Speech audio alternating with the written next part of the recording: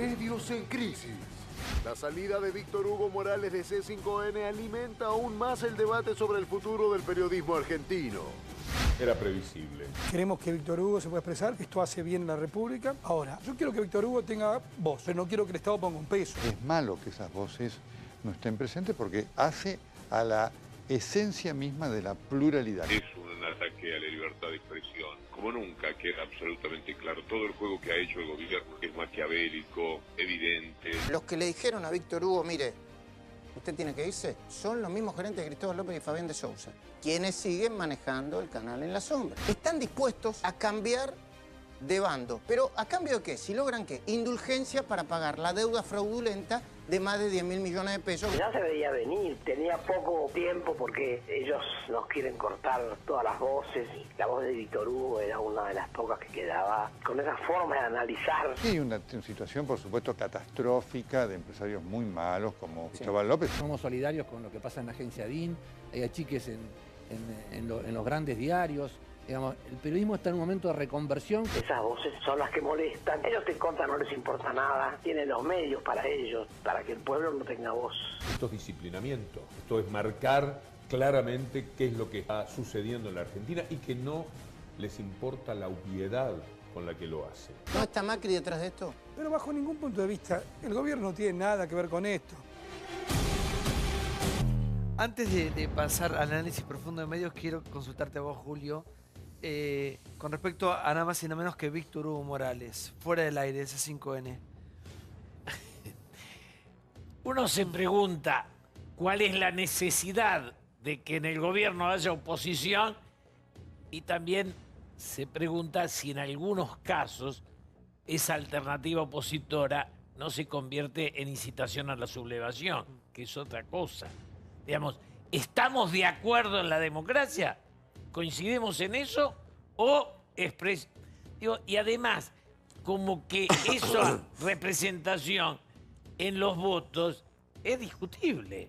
Digo, ese reflejo, ¿de dónde se hizo? De una concepción del Estado donde todos los medios eran oficialistas.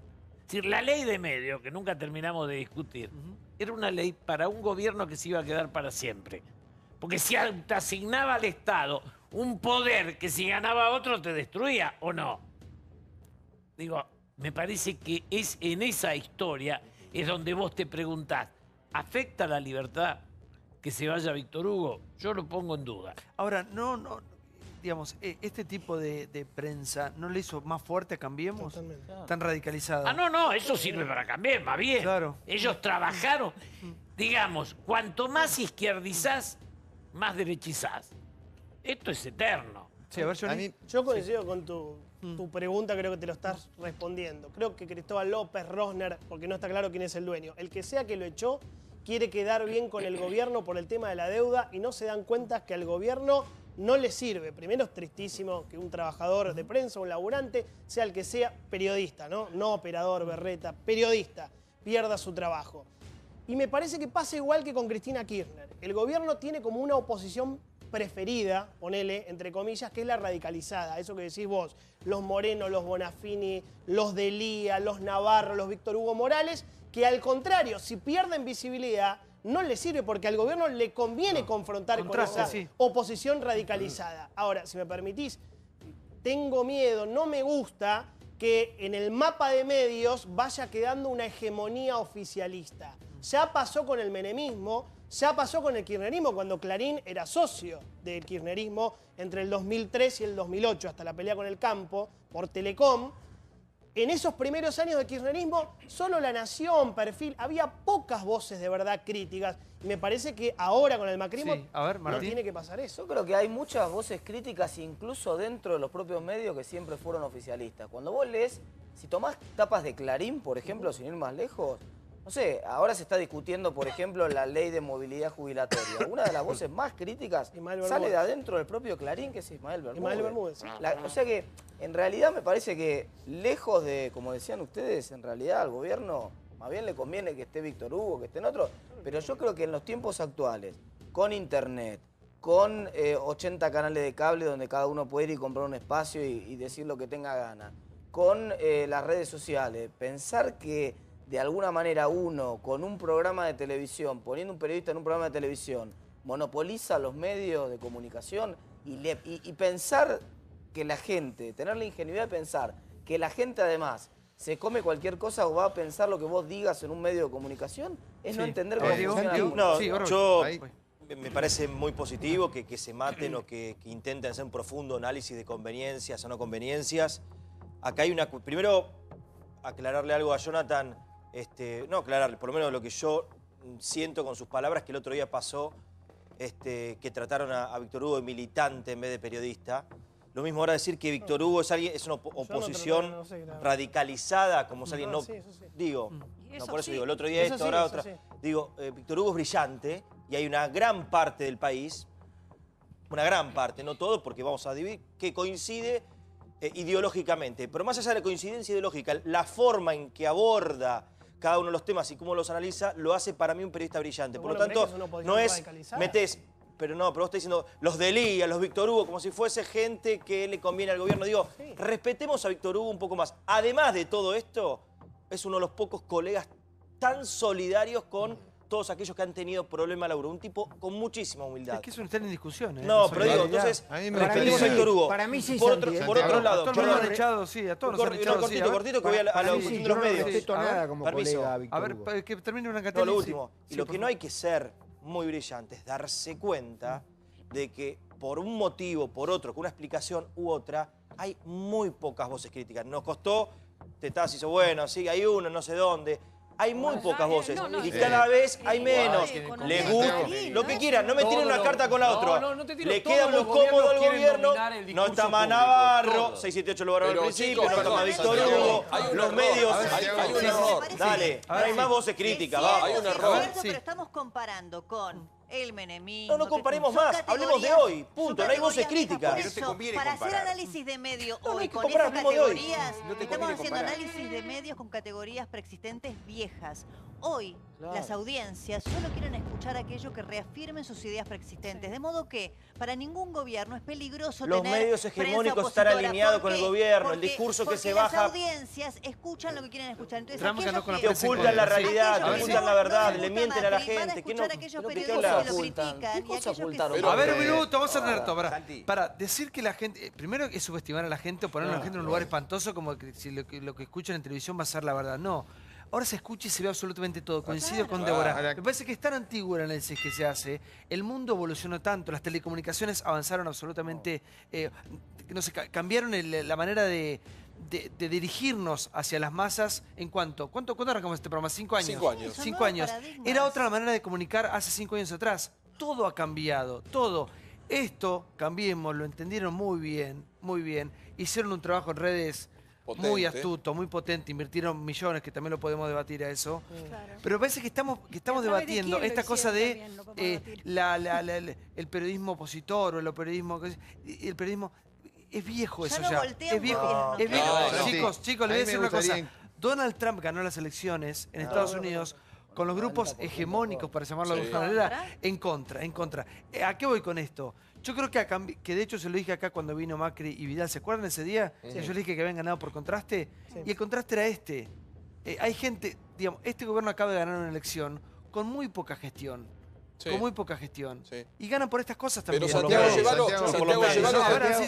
yo coincido en casi todo. Yo creo que es viejo pensar en el periodista oficialista, el periodista opositor. Creo, como bien decís vos, que los más media pierden lugar frente a la penetración de las redes sociales. Creo que Cambiemos es el partido político más moderno que mejor entendió la dinámica de la relación con la gente en general, no solo con los medios de comunicación. En lo que ellos llaman los timbreos, que no son timbreos, es mucho más profundo, porque tienen cuadrículas que más o menos le dice dónde hay un voto posible, dónde hay un voto imposible. Es mucho más sofisticado cómo piensan hacer política en los últimos tiempos, ¿sí? Pero también yo soy un periodista y acá somos todos periodistas de los medios tradicionales. Eso es así. Nosotros no somos ni youtuber ni nada. Estamos en un... Y nos hicimos conocidos por los medios tradicionales. Estamos en Y lo que y por muchos años más lo que siga pasando en la televisión va a ser lo más trascendente. Eso es cierto. Marca el clima, marca el humor de la gente. Cierro, por favor. Yo creo que la televisión hoy la televisión en la Argentina sigue y seguirá teniendo mucha instalación de agenda. Entonces, yo sí creo, como Brancatelli, que dentro de la televisión, creo que en la gráfica tiene que haber más voces críticas. Bueno, pero perdón, Santiago. Ni opositoras, es que ni opositoras, ni oficialistas. Quiero hacer una... Críticas, ahora, sin yo perdón. le quiero hacer una pregunta a Brancatelli cuando dice eso. ¿Jonathan Viale no es un periodista súper crítico del gobierno? Bueno, él va a creer que no. No, yo creo que siempre... Por eso no quiero hablar de Jonathan. No, por eso pero compromiso. es incómodo. Que No, Jonathan lo que porque hace es para mí es un es un periodista compañero. brillante, Sí. es crítico. Lo que hace, no sé si... porque ya es una costumbre, es siempre esto, pero O siempre te hace un Débora, equilibrio. o Paulo, o Gaby, Claro, como para dice ir al Julio, centro que siempre dice dice, no, pará, lo de Macri está bien, pero recordemos que en el kirchnerismo se hizo, o sea, siempre equilibra. Lo que yo digo, Santiago, déjame esto, pues, es lo del clima que Es que genera si no, no la es periodismo, gente. es otra cosa. No, para el clima en la gente. ¿Recuerdan el kirchnerismo? Cuando faltaron tampones y cuando faltaron vasos de Starbucks, eran las 24 horas la televisión y dale, y dale, y dale, y dale. Ahora, Caputo, que crea un offshore y con eso, y compra la deuda, compra bonos, así, eso tendría que estar todo el día en la televisión. Pero, y la perdón, gente se agarra un mal humor Santiago, tremendo. Cuando el país... Pará, Pablo, porque vos estás país, con todo el caso de violencia, de muerte, de inseguridad, la gente se siente rabiosa con este gobierno. Cuiden para que no se engranen con este gobierno. Te quería decir, Santiago, en lo personal, como periodista, no tengo ningún problema en decir que no tengo ningún respeto profesional por Víctor Hugo Morales, un señor que alabó a Videla y le agradeció tener el Mundial 78 en la Argentina, que alabó a Menem, que criticó a los Kirchner y que de repente, en coincidencia con el Mundial 2010, y algunos dicen que por 10 millones de razones, se volcó completamente. Tuya, no lo sabemos. Impresentable. Está bien, no lo sabemos, pero está. Entonces yo no tengo ningún respeto profesional por un tipo que hace política y que ha arruinado en gran parte, ha colaborado a lo que se ha arruinado nuestra profesión en los últimos 15 años.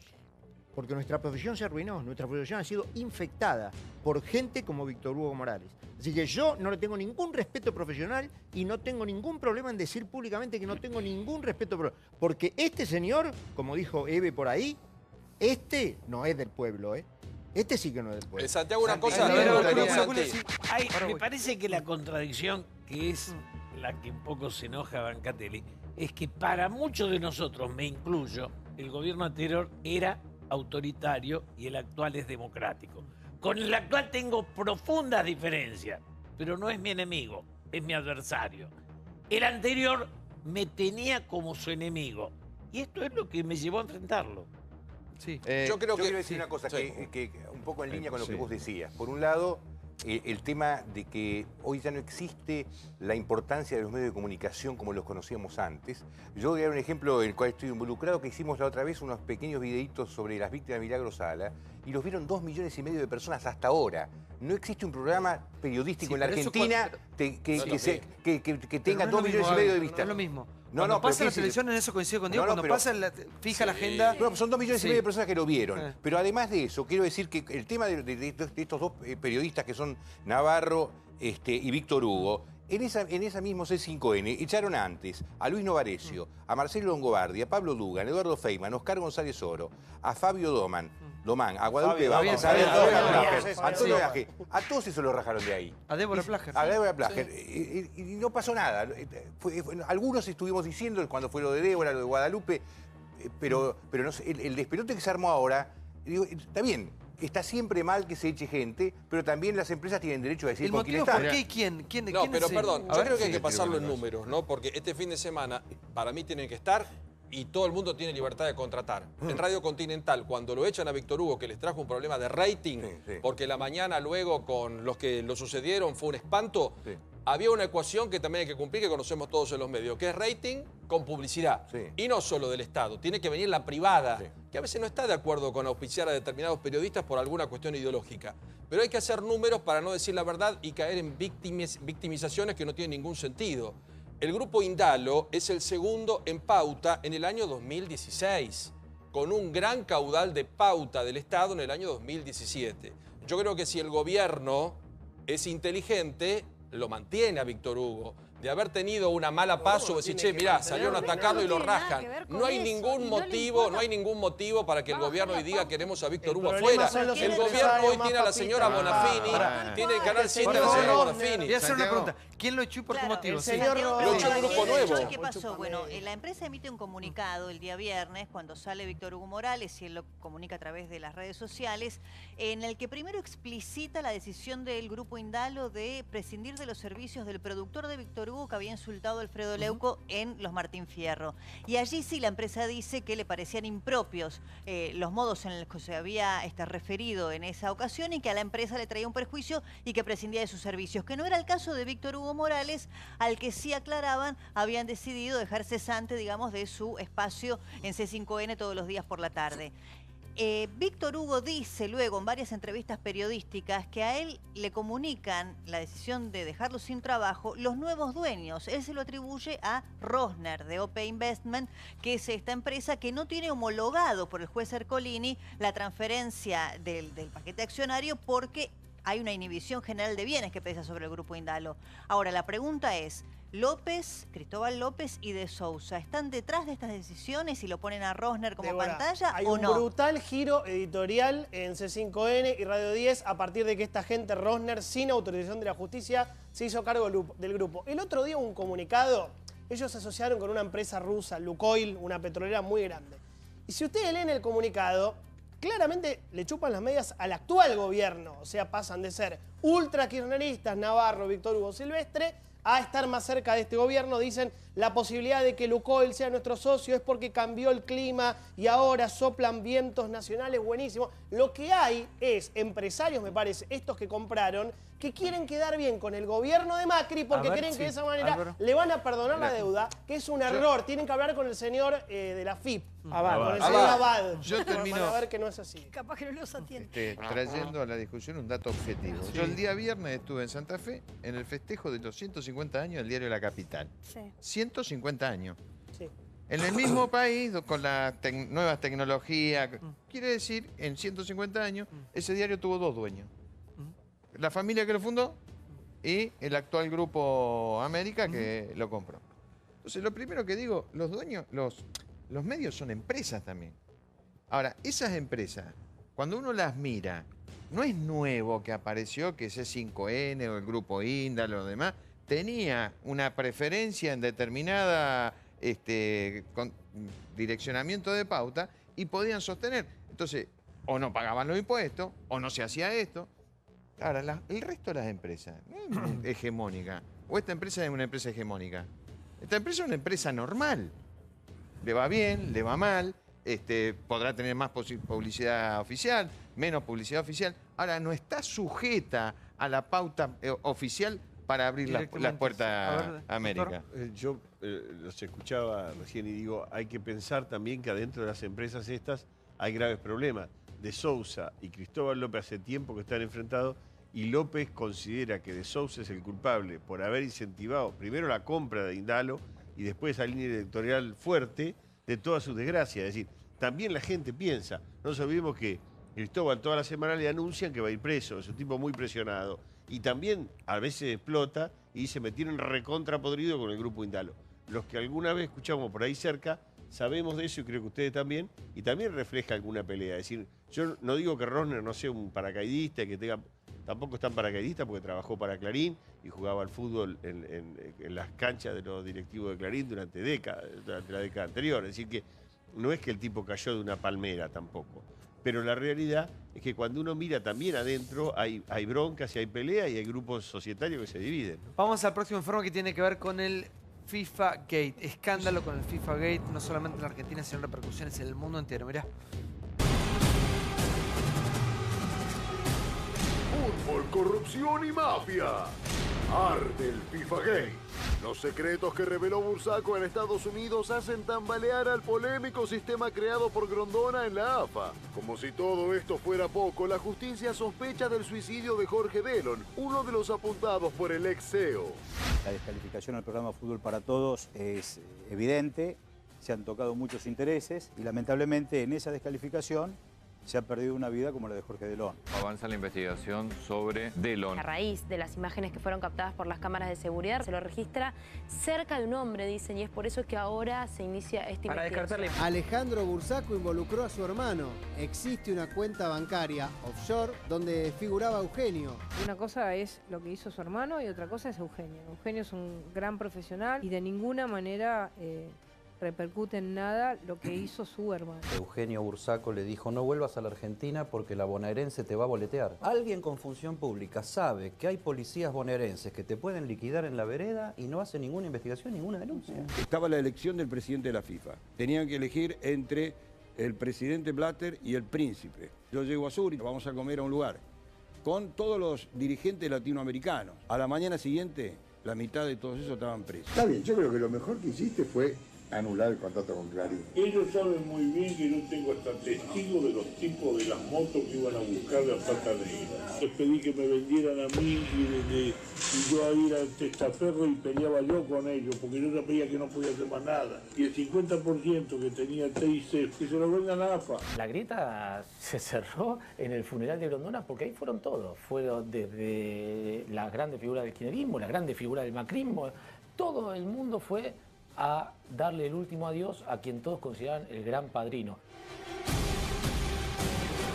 Bueno, a ver, Gustavo, grave eminencia en este tema, sí. No, a ver, hay un par de cosas interesantes. Primero, sobre Jorge Delón, que ahora hay alguna especulación de si habría sido inducido a tomar esa decisión. A quitarse la vida, sí. A ver, sobre Jorge Delón, yo todavía no lo hice público porque lo estábamos investigando con, para mí, uno de los mejores periodistas que investigan corrupción en Argentina, se llama Federico Teijeiro.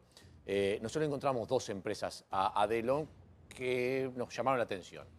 Una empresa porque está vinculada a el dueño de Alectur, que es la empresa a la cual se refiere Bursaco, y todos la conocíamos como la financiera de la AFA. El señor Carlos Rivera, que es el dueño, prometió acercarme los papeles, en donde dice, bueno, sí, fue socio mío, es por amistad, pero él no tomaba ningún tipo de decisión. Veremos hasta dónde es cierto esto. Después le encontramos otra sociedad a Delón que está hecho con un representante de jugadores y como mínimo ya estamos planteando un conflicto ético porque Delón estaba de un lado del mostrador y del otro lado tenía una empresa de gestión de partidos, de representación de jugadores y de compra y venta de jugadores. Habrá que ver hasta ahí, a ver si hubo o no determinado pase de dinero, que es lo que nosotros estamos investigando hasta este momento. Eso por el lado de Delón. Por el lado del FIFA Gate y las revelaciones que se conocieron hoy, que son muy interesantes, porque hoy siguió el juicio, sí. Si bien no era Bursaco, hoy declaró Santiago Peña que era el hombre de otros argentinos que están involucrados ahí, que son Hugo y Mariano Jenkins. Y dieron algunos detalles realmente muy cómicos de cómo les llevaban la plata y cómo se los apodaba a cada uno de ellos. Como en un determinado momento, cuando sabían que los estaban investigando, dijeron, bueno, no le pongamos mal los nombres, pongámosle nombres de automotrices. Fantasía. De automotrices. Entonces vos tenés que José Luis Meiner, el argentino José Luis Meiner, pasó de ser JLM a ser Peugeot. Entonces, pasarle $300.000 Qué vivos, a Peugeot. Una cosa increíble. Los viejitos chorros. Bueno, lo que sí hay que tener en cuenta es que, por ejemplo, Santiago Peña no solo habló hoy, sino que dijo, acá está, todo lo que yo tengo en la caja fuerte, acá lo tienen. Acá están todas las pruebas. En lo que respecta a Bursaco, Bursaco dio todas las pruebas que tienen que ver con el FIFA Gate. Ojo, no dio ninguna prueba de las acusaciones sobre fútbol para todos, porque ahí en Estados Unidos no se investiga. Pero perdón, yo lo que le pido ahora al juez Rafecas es que le haga una videoconferencia. Pidámosle a Leandro, que tiene claro esto, ¿no? Bueno, a ver, una sola cosa más que seguramente el doctor Después lo podrá decir. Creo que, si yo no estoy equivocado, el único dictamen del AGN que se hizo con todas las firmas, incluyendo los representantes del peronismo, fue el de Falco del Fútbol para Todos. Sí, es cierto. Es cierto y es un informe lapidario y realmente que prueba las enormes irregularidades sobre uno de los programas donde estuvieron comprometidos más fondos, acerca de 6.000 millones, por lo menos en el periodo del 9 al 11, y donde hubo irregularidades en cada uno de los vértices o de los engranajes. Y realmente la pregunta también muestra las dificultades del control en esa época.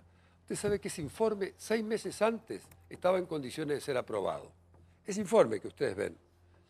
Y se generó una situación de presiones tan fuerte de la parte de Aníbal particularmente, que había vuelto a ser jefe de gabinete, y lo que habíamos auditado era todo el tramo primero, sobre todo que incluía su gestión, que hubo tantas presiones que yo siendo minoría, lo retiraron al informe.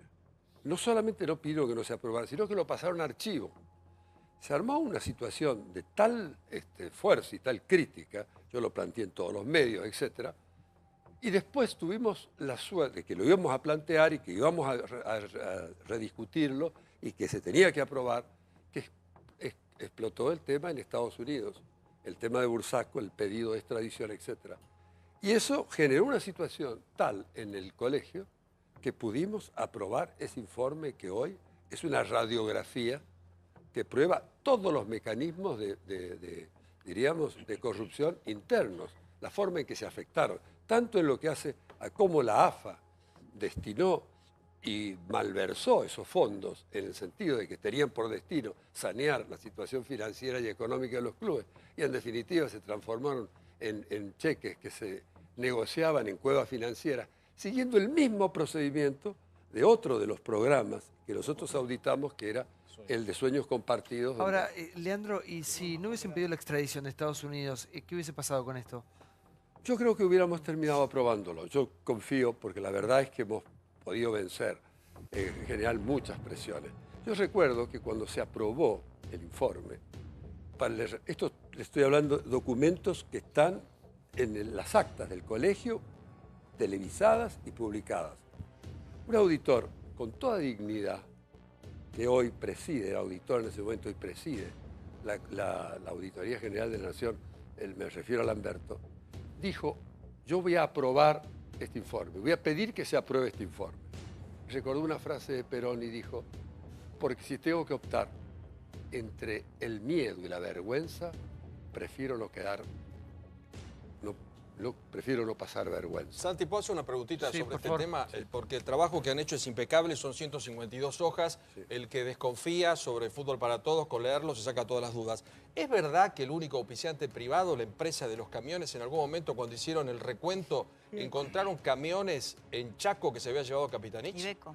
Sí, en realidad las anomalías que presenta, una de las más marcadas, está precisamente en el hecho de que las contrataciones eran directas, siempre eran pagos, diríamos, directamente contra factura, violando todas las reglas de las contrataciones públicas del Estado. Y una de las cuestiones más misteriosas, pero más descaradas, fue el tema de Iveco.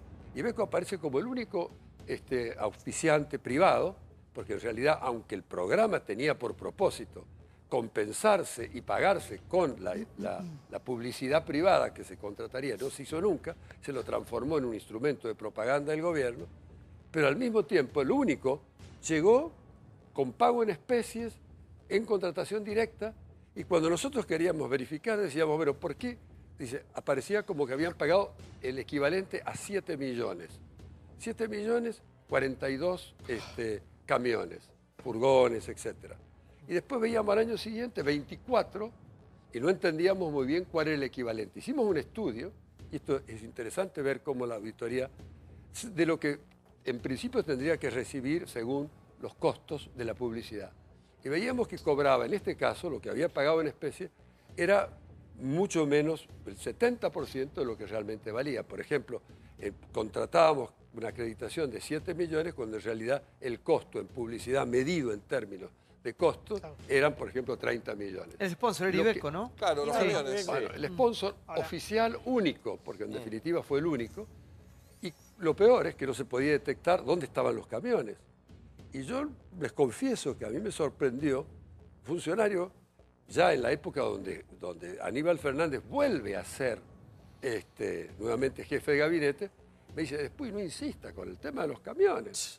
Para nosotros se los llevó Capitanich al Chaco cuando dejó de ser jefe de gabinete. La verdad que no son anécdotas. son dramáticas. Perdón, ¿cuántos camiones revelaciones de una situación y un manejo. ¿Cuántos camiones eran? ¿Cuántos camiones? ¿Cuántos camiones? La verdad que es difícil de contarlo. Yo, la verdad que estamos hablando puedo de 50 camiones. No puedo decir. Sé que nosotros presentamos esta auditoría y sé que se estaba haciendo una investigación específica sobre este tema de parte de Servini de Cubría, donde está el juicio originario que fue por una denuncia de Ocaña. Gracias Leandro. Gracias Julio por haber venido, como siempre un placer escucharte. Qué barro, Julio. Hay una pregunta que urge al peronismo hace un tiempo. ¿Quién tiene el huevo podrido? Huevo podrido, con cacahuete y pelusa del ombligo. Pero lo que comenzó como un juego ha dejado de serlo después de 2 derrotas electorales consecutivas. ¿Quién hará resurgir al peronismo? Declaraciones de Miguel Ángel Pichetto a Diario Clarín. No vamos a compartir el bloque con la expresidenta que fue elegida por Unidad Ciudadana y por fuera del Partido Justicialista. Cristina Kirchner en Tucumán. Entre gritos de vamos a volver y devolver la plata.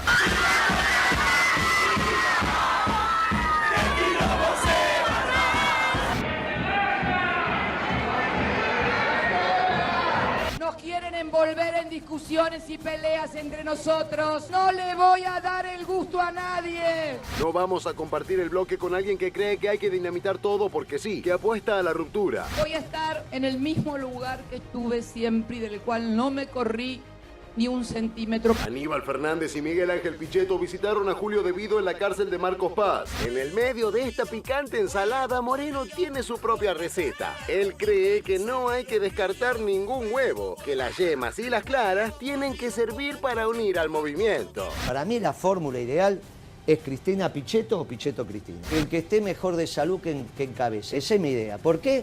Y porque está claro que hoy son los corners más alejados del peronismo. Pero en el 2019, mientras tanto, nosotros los militantes tenemos que cuidar a nuestros dirigentes, porque estos son capaces de hacer cualquier cosa. Vamos todos juntos en el 19, sacamos el 45%, ganamos en primera vuelta, damos vuelta a la página y se terminó esta historia. Qué infantil. Señores y señores, aquí no ha pasado nada. Qué infantil. Sí, por favor. ¿Tenés la carta? ¿Lo es posible o no? ¿Pero lo es posible? No, pues me llamó la atención Cristina con colita, no la había visto con ese peinado. Cristina con colita y Francatelli suspirando recién. No, dije medio naif, pero decía, qué bonito, qué bien que le queda el pelo recogido. No, tenés la carta de Pichetto para ordenar el bloque nuevo que crearía, que no es el interbloque PJ-kirchnerismo. Tenés quienes querrían a Cristina dentro de un bloque, que esto sería como una partición en dos, y tenés a la posibilidad de que sea 3 bloques de senadores, que sería el escenario más beneficioso para el oficialismo, lo que pueda suceder. Por si estamos hablando, pero estamos ya con la cabeza pensando en el 2019. Pero sí. El dato es el que da Miguel Pichetto con Clarín ayer, que dice: no vamos a compartir el bloque con alguien que dinamita todo. Por Cristina Kirchner, dice: el Frente para la Victoria ha muerto. Yo creo que vamos hacia 2 bloques del peronismo. El bloque de Pichetto, que va a ser amplio, ¿eh? Vas a tener ahí a Perotti, a Carlos Menem, a el hermano Urtubey, a Reutemann, a Romero, a Alperovich, el ex gobernador de Tucumán, no Betty Alperovich, que está ahí, la ex primera dama tucumana. ¿Sí? No sé cómo está el tema ahí. Y después un bloque kirchnerista que vas a tener a Cristina Kirchner, a Nancy González, a Anabel Fernández Sagasti de la Cámpora y a Marcelo Fuentes. 2 grandes bloques donde va a haber preeminencia de Miguel Pichetto. Cristina dice que no va a dar una, o por lo menos públicamente no va a dar esa batalla interna. No se quiere meter en Cristina Kirchner. Habló con Pichetto. Sí, Gustavo. A ver, vamos a tener seguramente un Senado muy movido que va a hacer la comidilla probablemente de todos nosotros. No sé si es lo que le conviene al país, ¿no? Porque me da la sensación de que no va a haber una oposición demasiado constructiva. Va a ser nosotros o ellos, y eso me parece que no es el camino que hemos elegido la gran mayoría de los argentinos, ¿no? Que ahora, queremos un país donde se pueda construir desde un oficialismo y una oposición que critique constructivamente. No da la sensación que eso es lo que vaya a pasar en el Senado. Digo, qué curioso también verla a Cristina tan risueña cuando tanta gente de su gabinete, gente tan cercana que ha defendido tanto, está en situaciones tan complicadas. Eso se despegó de todo. Bueno, pero se despegó, Santiago, pero hay un detalle importante que marca María Julia, porque en este City Tour a la cárcel, la visita de Pichetto, la visita de Aníbal Fernández ha debido... Marca algo, porque Fernández ya comenzó a hablar y en cualquier momento va a haber algún cruce o va a haber, porque tiene que haber como mínimo una cuota de responsabilidad del Paula, lugar que no vos pueden estás. Lo que controlar marca ni es el que PJ de la Cristina, provincia. hasta ahora todos desistieron de las ideas preexistentes respecto de que si Cristina, los fueros, las causas de corrupción, Graciela Ocaña había dicho que había que buscar algún modo de impedir que ingrese a la Cámara si tenía tantas causas pendientes. La propia Margarita Stolbizer ya dijeron que no. Así que Cristina va directo al Senado. Bueno. Gracias por habernos acompañado, como siempre, en la pantalla de América, aquí en nuestra casa. Todo se debate apasionadamente en estos programas, en Intratables. Yo me fui, cuatro programas falté nada más. Y es como si hubiesen pasado 5 años. Pero mañana ya... No, porque el nivel de las ¿Vos cosas decís que porque pasan... Vilouta muy plomo fue? No, ¿Qué clase de No, digo porque la cantidad de cosas que pasan, pero obviamente nos quedamos todos expectantes de que llegue esta buena noticia que todos estamos esperando, ¿no? Del submarino, que aparezcan estos 44 compatriotas sanos y salvos, que es lo que todos queremos. La esperanza es lo último que se